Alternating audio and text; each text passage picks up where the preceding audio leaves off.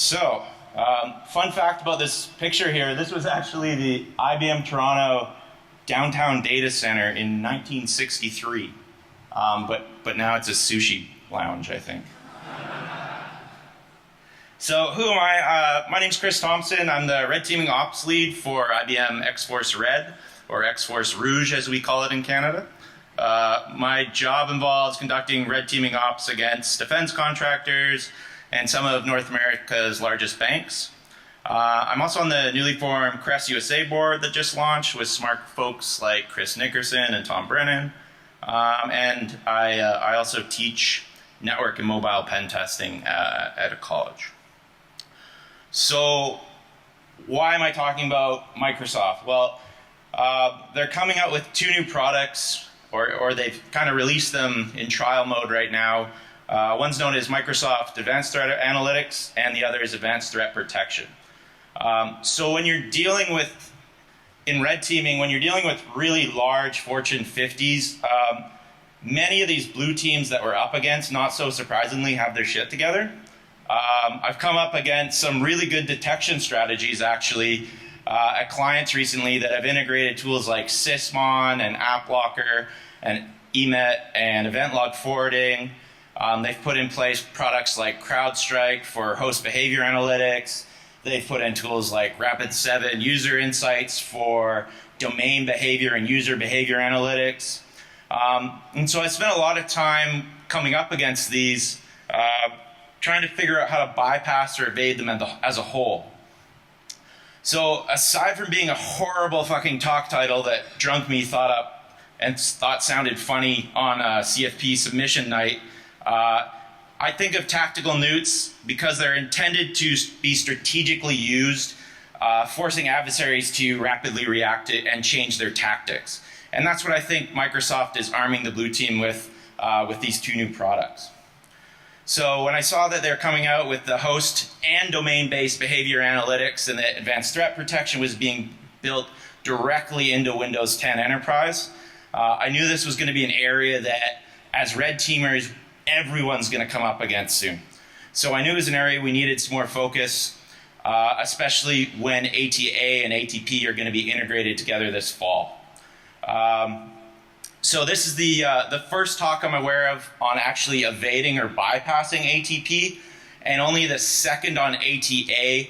Nikhil did a talk on ATA just on Thursday at Black Hat. And so because we're pretty early in the history of these products, I've withheld a few techniques that I want to cover later at Wild West Hacking Fest. So there's still tickets available. You guys should definitely get on that bandwagon, come party in South Dakota. But there's also probably a shitload of techniques that I didn't think of or test or can't even fathom in my limited brain. So hopefully this inspires you to try to rip these technologies apart yourself. So to set the stage, when I developed IBM X-Force Red's Tactics, Techniques, and Procedures, or our TTP, for red teaming, I put a huge emphasis on host and internal recon as being very distinct phases. A lot of people, they get a shell in a box and they immediately start trying for lateral movement and gathering information about the domain and all that sort of shit. But what they're not considering is what IOCs they're leaving on the host itself and what detection technologies might be on the host beyond, shitty antivirus that you probably run into all the time and you don't really care about it catching you, because the worst that happens is your PowerShell stager doesn't launch and you just have to try it again or something. So to become better red teamers and operate against these more mature blue teams that we're coming up against at these larger companies, we need to gain a better understanding of what IOCs and tools and techniques we're leaving behind. So what commands might be caught by different script logging, what's flaggable by Sysmon, what's being forwarded by Windows Event Forwarding, and importantly, how can we use different techniques to avoid user behavior analytics? So with AI coming out and more behavioral learning being applied to IOCs, companies are getting a lot better with actually detecting malicious user behavior instead of just getting spammed in your SIM so you turn your SIM off. So we're going to see a huge rise in this in the future. So here's Microsoft's kill chain as it relates to ATA and ATP. Not shown on the graphic to the left is Office 365 ATP, which is a separate product. It's focused on pre-breach. Dave Kennedy ripped it apart and showed some easy bypasses on their email sandbox. These two products are completely separate. So we're focused only on post-breach and Microsoft approach with these two products, so Advanced Threat Protection, Advanced Threat Analytics. So for simplification purposes, you can think of ATP like CrowdStrike and ATA like Rapid7's User Insight or another kind of domain user behavior analytics. So my lab setup, real quick, it's not running on a compact Presaria. It's running with multiple 2016 84s, lots of subdomains, lots of dozens of member servers, and Windows 10 1703 workstations, which is the new creators update that just came out, and that's important, so keep that in mind in a second. I ran all these commands against multiple hosts and domains and ACA instances to try to make sure everything I'm reporting on is accurate. That said, it is a test environment, so it's hard to replicate real-life prod user behavior analytics. Like, it's one thing for me dicking around in my lab versus a huge corporate network where there is real people using specific resources. So a quick overview of ATP. It's currently installed on more than 2 million devices. I think most of those are at Microsoft, but it's quite, it's quite prevalent for how its install base. This is the, I should point that out. So basically you have your behavioral sensors on the left, and they send telemetry data and different data gathered off the host from registry keys that were created, services that created, weird commands that you might be running, and they send all that raw data to the cloud or the portal, and once it hits this portal, it starts to analyze that. And if it's a very easily detectable type of attack, you might get an alert within 5 minutes. If it's a very complex attack where you're using, different obfuscated PowerShell cradles and launchers, it might even take up to a full day to get an alert. These sensors are actually embedded in Windows 10 Pro and Enterprise already. To activate them, it's just like a 5-line activation script. So in 1703 that just came out, that was paired with ATP Release 2. And in the fall, with the upcoming fall update, that's going to be ATP Release 3 on Windows 10 1709. So because there's a delay in that detection period, if you were going for a quick smash and grab against a less mature organization, sure, you could probably get in, grab whatever you're after and get out before they even got the alert. But we're not talking about those Swiss cheese organizations. We're talking about actual mature companies that have their shit together, and they've mostly patched and hardened all their systems, and they've made it a lot more difficult for red teamers. So in ATP, in addition to that console where you can see different attacks that are found, different machines reporting malware and stuff like that, you can see the process tree. So there's Empire being launched, and it's showing the obfuscated commands to do that kind of stuff. You can follow the attack path. So if somebody opened it in one process and then launched another malicious command in another process, or laterally moved around the network, you can kind of track that. If you want to quarantine a file that you've seen on more than a couple boxes, it's really simple to do, just point and click. Same with if you want to isolate a Windows 10 box off your corporate network. It's just a matter of hitting actions and hitting disable, and then you can tell them, you shouldn't have opened that phishing email or what have you. So in Release 3, that again is coming this fall, the Fall Creators Update, or the Autumn Creators Update if you're from the Europe. The Defender brand has been expanded, and I can't say I'm a marketing genius, but I wouldn't have picked Defender as a brand to kind of expand and go behind. But anyways, that aside, you've got Windows Defender Antivirus that we all love, and that's their traditional AV. You've now got Advanced Threat Protection, or ATP. EMIT is coming back as Windows Defender Exploit Guard. And EMIT is actually a really good tool. You've got App Guard coming under the Windows Defender brand, Device Guard, Firewall, and Credential Guard.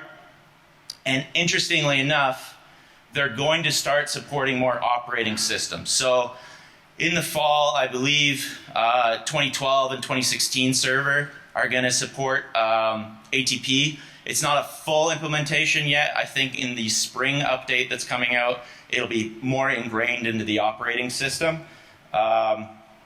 And integration with ATA is also coming in release 3, as well as better correlation of activities run across multiple processes and all sorts of stuff that they tell me, and I look forward to putting that to the test and ripping it to shit. But we'll see how it goes in the fall. So a little different about the release 3 dashboard than the dashboard you saw before was that you can see all those unique security technologies that I talked about, like Exploit Guard and Credential Guard, being reported on the bottom right. You can see the operating systems bottom left, all sorts of improvements that bring all of these distinct security technologies that were just being deployed via group policy or SCOM or SCCM and not really reporting into anything. And now everything's talking together and everything's being reported to the cloud. So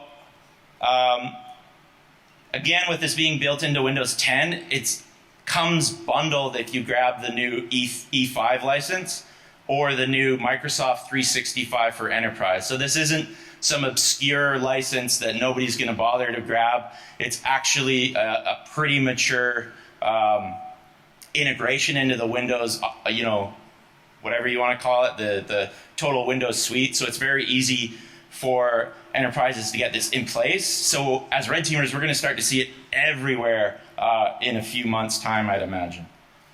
So let's actually look at ATP in play. So if we start with PowerShell, ATP will detect PowerShell download cradles and launchers generated by Empire and Cobalt, all the default launchers. It'll also detect heavily obfuscated PowerShell commands and download cradles, such as that custom cradle with a Cobalt reverse DNS payload, or quite a lot of the payloads that are created by the obfuscated Empire project specific to PowerShell are also caught. And the reason for this is, like, Microsoft gave us an amazing attack tool with PowerShell, and we've been favoring using PowerShell EXE or PowerShell Core and the underlying Windows management framework for several years due to how flexible it is as a language and as a framework and how easy it is to use. As attackers, we've seen some amazing tools come out. So we've seen Empire, PowerUp, Unmanaged PowerShell, Not PowerShell, Nashang, PowerView, User Hunter, and Bloodhound.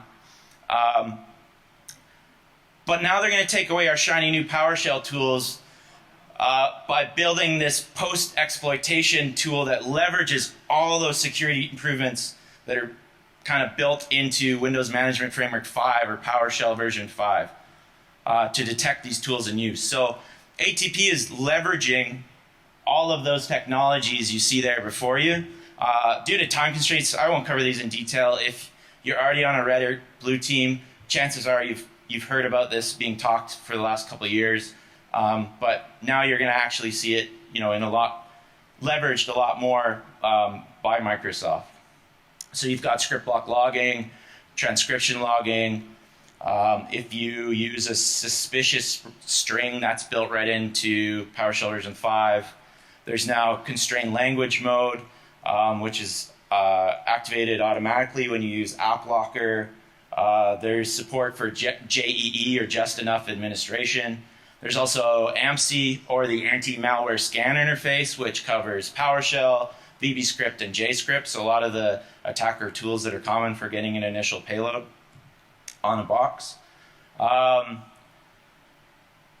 And a typical way to bypass these up to now has just been to just load PowerShell version 2 because it doesn't support any of those.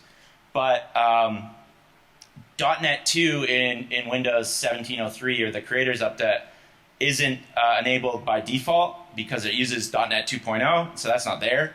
And it's not supported. PowerShell version 2 is gone altogether coming the fall update in Windows 10. So we can't use that technique to get around all that. There's going to be support for system-wide transcripts. Common techniques leveraging double script shell are also caught. Same goes if you use not PowerShell like Ben 10's tool, or those that directly call system management automation.dll, because they're forced to use Windows Management 5. So you're not getting around it by just blocking PowerShell exe. All of these are built into the framework core. And we've seen bypasses for a lot of these as individual technologies, but as red teamers, obviously we need to get better at streamlining those techniques and chaining them together, and now also taking into consideration ATP. So as a result of these improvements, what I found that we kind of have to go back to living off the land, selectively running PowerShell when we're confident we've disabled or can silently evade these new security capabilities that are kind of standard in Windows 10 now. So ATP is also pretty good at detecting using like signed binaries to launch malicious executables based on abnormal behavior. So if you launch something and all of a sudden it's calling out over HTTP or Tor using VBScript in a macro-enabled document or something like that, it's going to be flagged. You can see based on some of those alert examples that many of the initial kind of host recon or initial execution or privilege escalation activities are going to be flagged due to the common underlying techniques that are used. So Tavis has been doing some amazing work ripping traditional Defender antivirus to shit lately. And a lot of that is due to Defender running as local system. So ATP is also running as local system because it's embedded into Windows 10. But the problem with this is that because Defender auto updates, by the time any of you guys saw his tweets, probably your Defender instances were already auto patch. So if a vuln is responsibly disclosed, we're not going to be able to use it a week later because most of the organizations that were vulnerable to it already patched. So do similar bugs exist in ATP? More than likely, but who's really burning their O days? And if somebody does, it'll just get auto patched and the rest of us script kiddies won't get to use it. So while you can get on the box initially using all those cradles, the name of the game is to not get caught. You don't want to, oh yeah, we got a shell. Oh yeah, we kicked you off the box immediately. Good for you. Good red teaming, right? It's about not getting caught so early. So we want to get on this box initially undetected, and a couple of ways I found to do that. Vincent put out a Cactus Torch. It doesn't call the kernel 32 API directly, and as a result, it's not detected. Using signed executables to load like a Cobalt stageless DNS based reverse payload, so it will catch HTTP but not DNS at this time. Or executables that use AV bypass techniques created with like Veil, using Go or Shelter, as long as they're not like connecting out to newly registered domains or connecting out to Tor.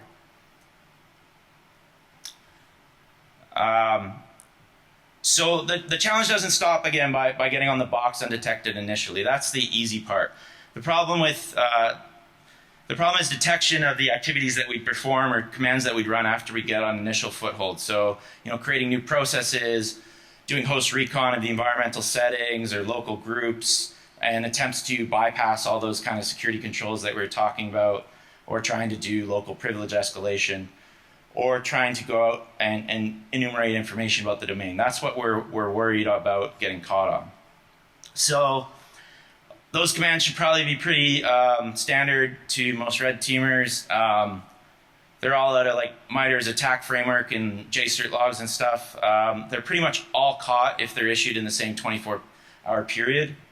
So depending on the method you use to create new processes, to run these commands individually, they might also be flagged.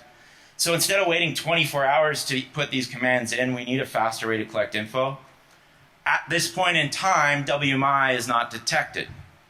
Though it reportedly in release 3 and a lot more in release 4, they should be, because WMI logging, while it's not enabled by default, it's really easy to enable and start to do the same sort of detection on it. So you can use WMIC, or you can use commandlets, or you can use a lot of different techniques with WMI.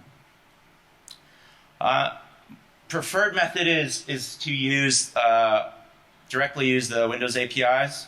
So going back to kind of living off the land and not relying on Empire and other scripts immediately.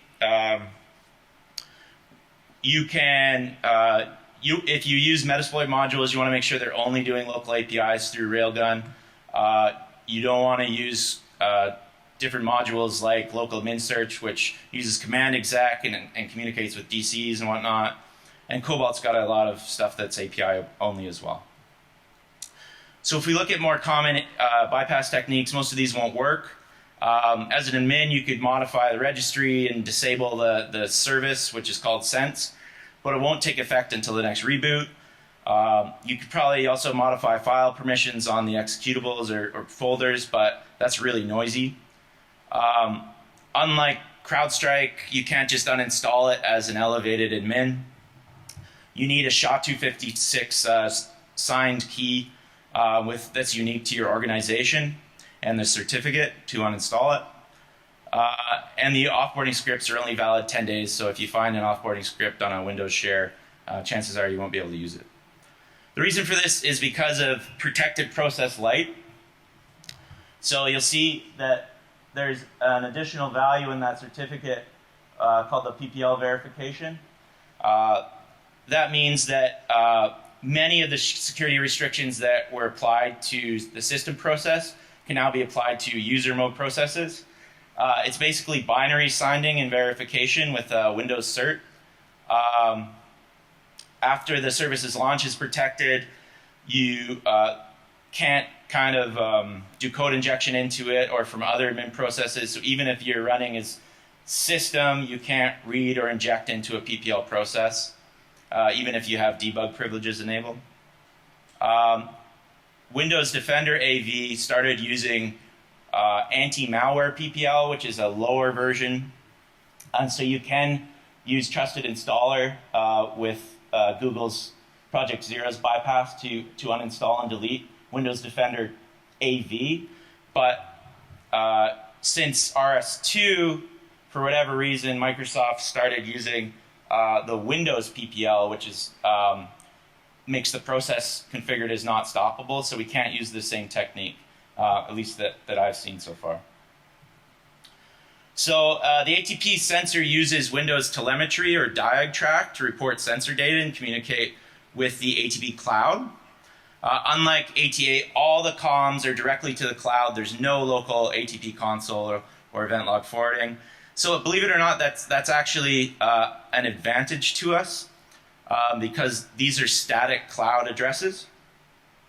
So the Windows HTTP API, which DiagTrack uses, can actually be configured by any user on the box. And it'll statically follow any proxy settings that we set. So if we use just these two quick registry keys to turn off auto detect and then to give us an attacker's proxy autoconfig file, which is there.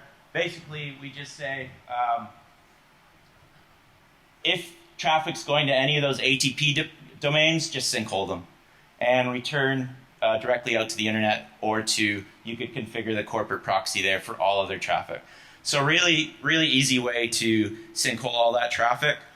If you were using Responder or invlay on the internal network, you could probably serve up that WPAD file to other Windows 10 boxes on the internal network and shut down Windows 10 across the network, or at least the local subnet, before you laterally move to those boxes. I spoke with the team at Microsoft. They are really communicative. They're actively pursuing implementing some backup comm channels, which you can't use this technique for anymore, but for now, go nuts.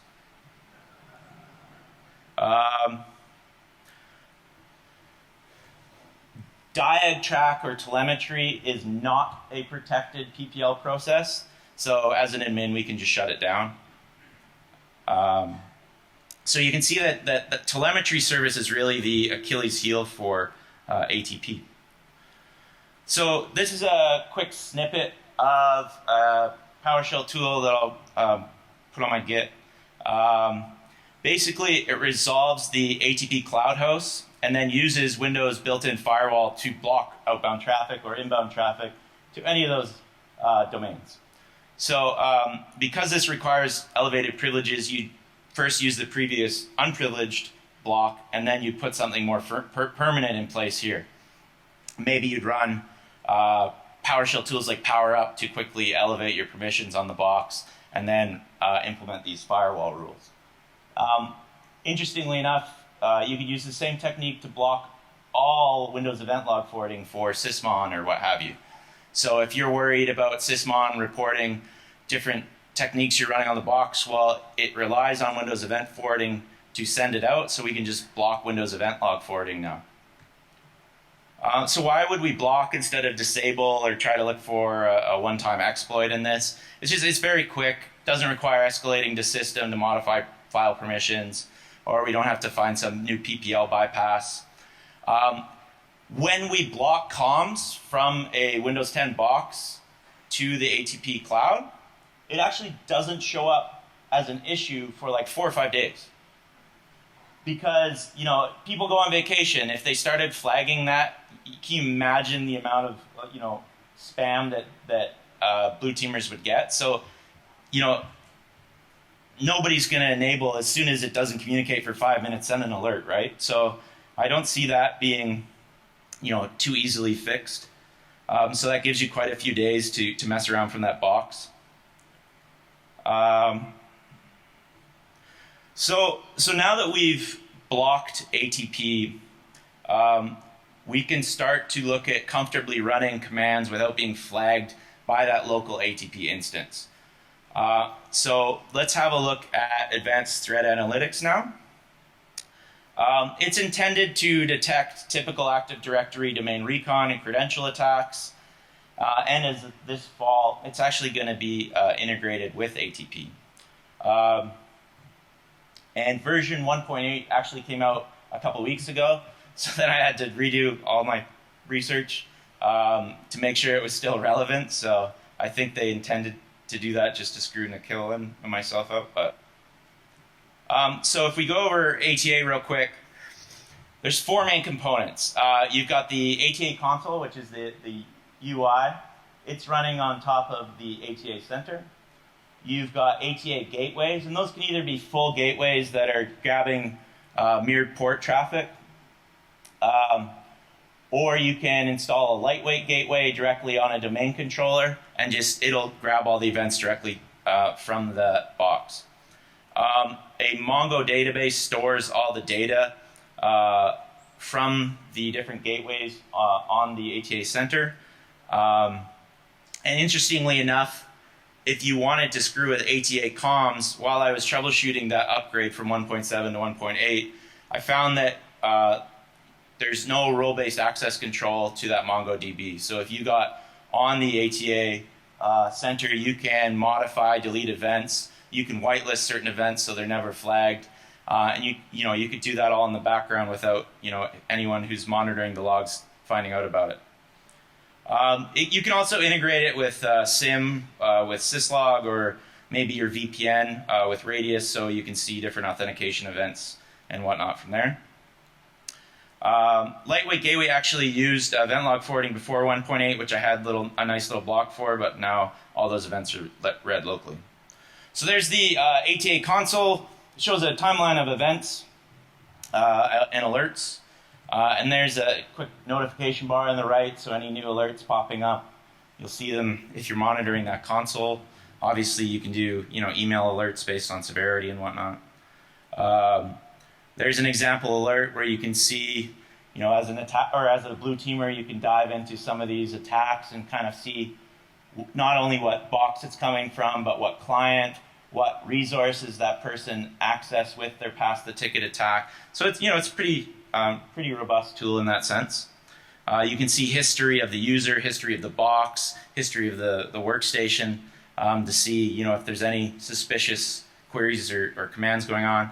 And then when ATP integration comes, that's going to be very useful because you can use this domain information as much as possible and then see it integrated with ATP and dive deeper.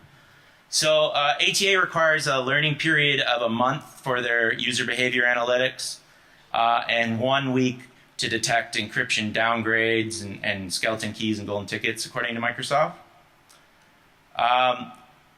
So just to recap, testing in my lab isn't like testing in a real corporate network. So it's hard to accurately test user behavior analytics. So I'd say whenever possible, you want to perform as much as your attacks from like help desks or privileged user boxes. So target the help desk users because they're often RDPing around and using PowerShell. And you can read all their RDP history and session history and PowerShell history and their bookmarks. And you can know where they're going around the network and where you'd expect their behavior to be. So that's one obvious technique to help unusual or abnormal behavior from being flagged. So let's look at some of the commands that we typically perform next now that we're pretty confident that we've disabled ATP and we can start to look around the network. So typically we do some internal recon and identify subnets and VLANs we want to go after. Look at AD recon, so looking at what domains and forest trusts and group memberships, what users are out there, what admins are out there. Also look at asset recon, so you want to look for those CyberArk password vaults. You want to look for SharePoint, all those targets of value, places where they have PI or intellectual property. You want to discover what IPSs or web filtering or proxies or behavior analytics or DLP is in use before you start going buck wild on the internal network. Often people will do a lot of DNS lookups to try to map out the internal network. A lot of these, especially if you're doing DNS brooding, are going to be flagged. So if you're using a tool like Fierce and trying to do some zone transfers and brute force internal names, a lot of that's going to be caught. You can cut down on this by minimizing the frequency of how many records you're trying to grab, but there's obviously easier ways to get more information about the internal network. A lot of AD recon techniques are caught because they remotely connect to the DC where ATA is running on and enumerate info using the SAMR protocol, so the SAM remote protocol. So commands like net user / domain to grab a list of all domain users, for example, performs directory services queries, and by default asks for a lot of account properties and information that's pretty easy to flag on if ATA is monitoring the event logs. ATA applies a learning period to this alert in particular to cut down on false positives. So, it's normally in place after about a month. With that being said, we can use we can query LDAP via PowerView to grab a list of computers and group members, which is pretty normal user traffic on a domain. It's going to be pretty hard to flag on that and not get a lot of false positives. Another technique I like to use because it doesn't communicate with Active Directory at all is to just do WMI or SIM queries that are run directly against the computer's local WMI namespace. and not communicating with the domain controller at all. So Windows WMI commandlets in PowerShell or PowerShell version 2+.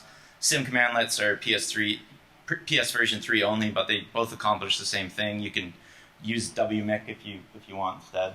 So in that example, we're trying to find admins within the dev domain. Another example, we're looking for domain group memberships, or we can even identify ATA in use if we just query for the default group name, which isn't changeable at the moment. So a lot of people have shifted to using User Hunter and Bloodhound as the fancy tools which query all the servers and try to find active SMB sessions on those boxes to map out who's using the box, who has an active session, and when you know the group members of domain admins or whatnot, you'll see how valuable these techniques are, because you can quickly map out an attack path to go after domain admins by Bloodhound telling you to pop box A, box B, box C, grab these creds in your domain admin. By default, User Hunter first queries the domain controller for a list of domain member computers, which obviously includes the domain controllers themselves. So that's going to be flagged, and you'll see in the bottom right, if you can see, the alerts because we communicated to the domain controller to get that list of computers. But we can easily just as easily exclude domain controllers from this list. So if we manually give it a host target file, which doesn't have any domain controllers involved, we can still do all that SMB session enumeration and find where our admins are and where those privileged users are, and find who we have to go after and attack. So now that we've got info on potential targets such as privileged users, let's look at lateral movement. So this typically involves leveraging that gathered SMB session information or SPN info and AD group info to go start to target those privileged accounts. And then we perform some remote code execution or something to get on those boxes.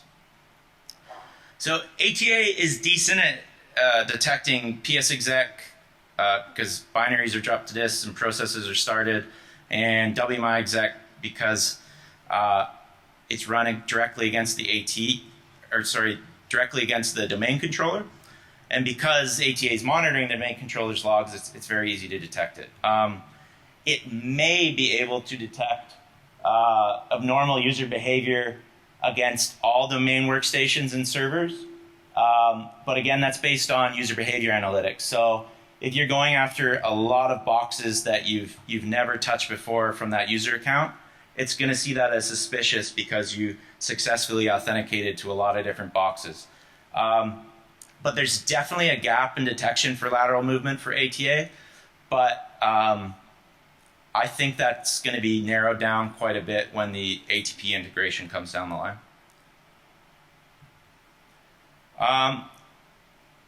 If you wanted to perform overpass the hash attack, so pass the hash attacks are really easily detected.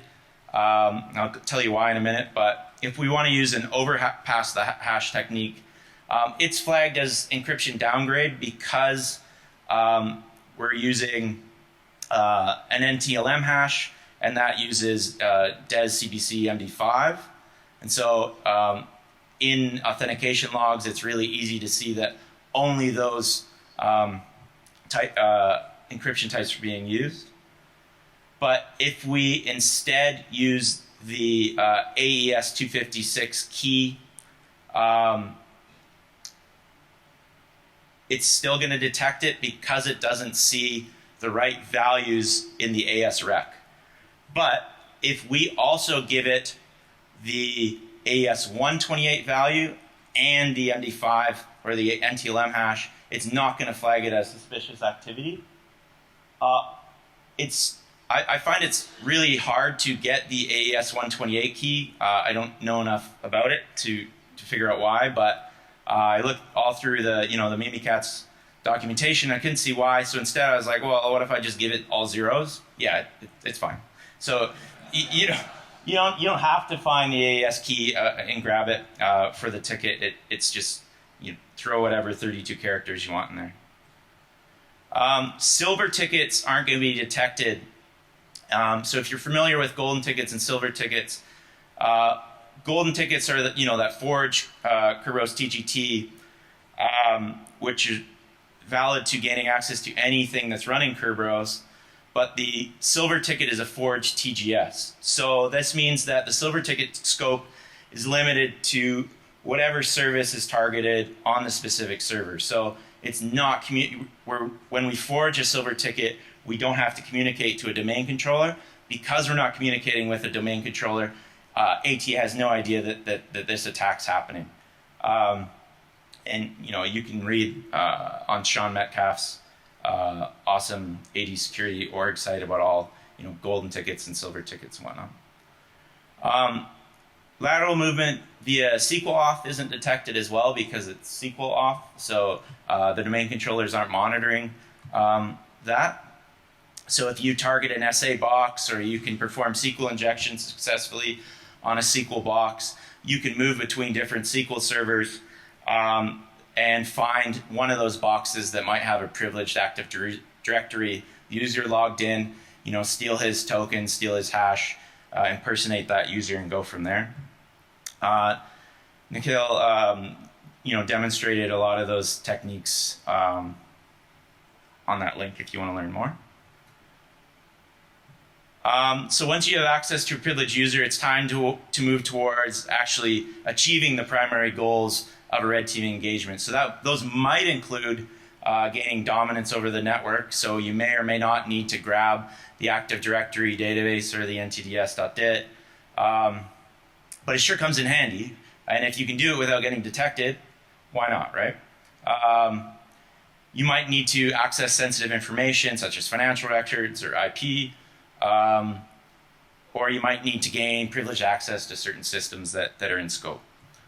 So a common technique to grab the AD database is to use DC sync, which effectively impersonates a domain controller and says, hey, I'm a DC as well, send me a full replication of your credentials, basically. So as you can imagine, this is super easy to detect on because, why is a Windows 10 workstation saying they're a DC and want all the creds, right? So it's super easy to detect upon. So if you run DC sync within the same forest, it's definitely going to be detected. Cross forest, it might not be. You can use the WMI Windows 32 shadow copy class to dump the ntds.dit via volume shadow copies, and you can use that without directly calling VSS admin. So it's a lot stealthier. But as of ATA 1.8, this is now flagged as a low severity event, not critical. We just grabbed all the AD creds, but it's a low severity event. But it's not because we did a volume shadow copy. It's because it saw the Windows 32 process create. So that's probably an area you could spend some time with and bypass using that altogether. ATA 1.8 may also detect WMI exec methods, but I couldn't replicate it in a lab environment. Not detected if you want to use PowerSploit and use PS remoting to inject Mimikatz in memory and do LSAS injection. You can just grab the ntds.dit there. There are a lot of ways to harden WinRM and PS remoting by restricting PS remoting access via groups and whatnot, if you're a blue teamer out there. You can also use Ninja Copy because it does raw dist access. So instead of doing LSAS injection or doing volume shadow copy, we're just going to directly do a raw dist access. So sometimes when you copy the ntds.dit there's a couple errors you might have to clean up, but it's super easy to do. Or you can just try and grab it again and get a clean file. And if you're a blue teamer out there, you can detect raw dist access and LSAS injection fairly easily with sysmon, and then using Windows event forwarding to alert. If you grab that ntds.data a while ago and you have the KRB TGT, or the Kerberos Ticket Granting Ticket Service,